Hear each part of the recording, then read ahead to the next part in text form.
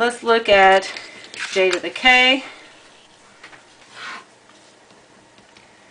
Very similar kind of a problem. We have our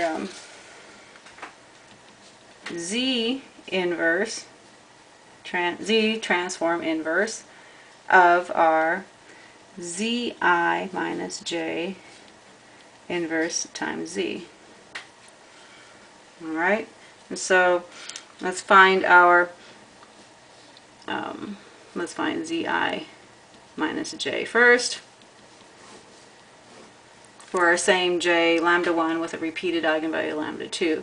So we're going to again get z minus lambda 1, z minus lambda 2, z minus lambda 2, negative 1, and then zeros.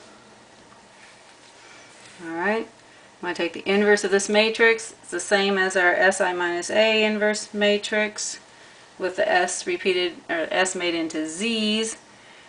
Okay, substituting just from what the work we already did. Now we need to multiply this by a Z and take the inverse Z transform. So we're trying to find inverse Z transform of, we're going to multiply by Z. So Z over Z minus lambda 1, Z over Z minus lambda 1, minus lambda 1, zeros, zeros, and a Z over Z minus, these are lambda 2's, I'm sorry, Z minus lambda 2 squared. Again, we do the inverse transform term by term.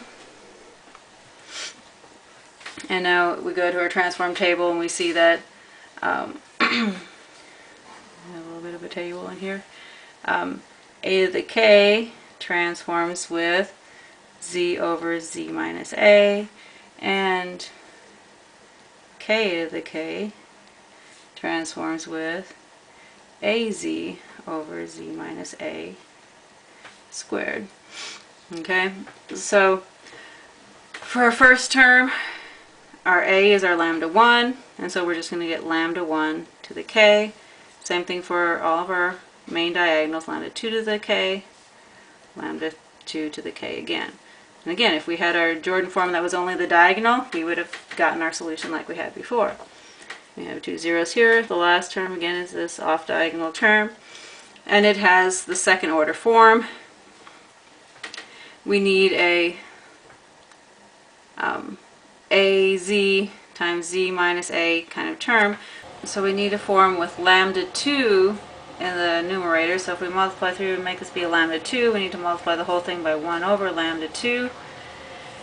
And so when we do the transform, we end up with a 1 over lambda 2 k lambda 2 to the k. Now this term is a little messy, but we have a lambda to the negative 1 and a lambda 2 to the k, so we could rewrite this as k lambda 2 to the k minus 1 power.